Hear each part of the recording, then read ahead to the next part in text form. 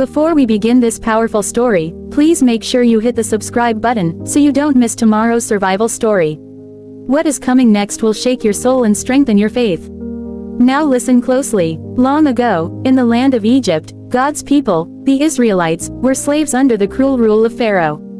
Their cries rose up to heaven, and the Lord heard them. God chose a man named Moses, a man who once fled from Egypt, to return and deliver his people from bondage.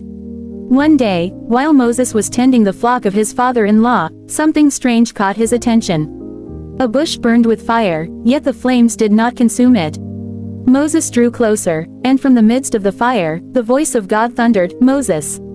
Moses!" Trembling, he replied, "Here I am." God said, "Do not come any closer. Take off your sandals, for the place you are standing is holy ground. I am the God of your father, the God of Abraham, Isaac, and Jacob." The ground shook, and Moses hid his face in fear. God said, "I have heard the cries of my people in Egypt. I have come down to deliver them. Go to Pharaoh and tell him to let my people go." Moses hesitated, his heart pounding. Who am I to go before Pharaoh? But God assured him, "I will be with you." Still, Moses feared. He asked, "What if they do not believe me?"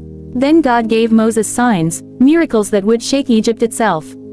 The Lord told him, "Throw your staff to the ground." Moses obeyed, and the staff turned into a living serpent that hissed and slithered before him.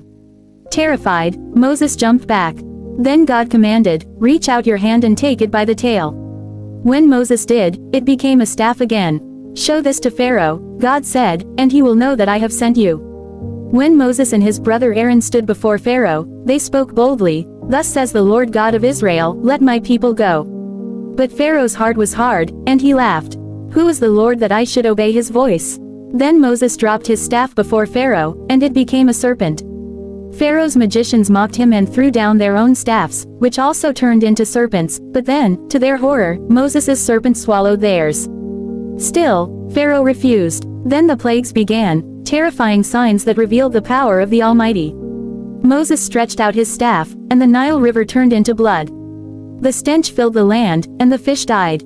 Pharaoh pleaded for mercy, but when the waters turned back, his heart hardened again. Then came the plague of frogs, millions leaping into beds, ovens, and cups. Pharaoh begged Moses to stop it, but when the frogs died, he turned away once more. Next came the plague of gnats that covered every man and beast, followed by swarms of flies that darkened the land.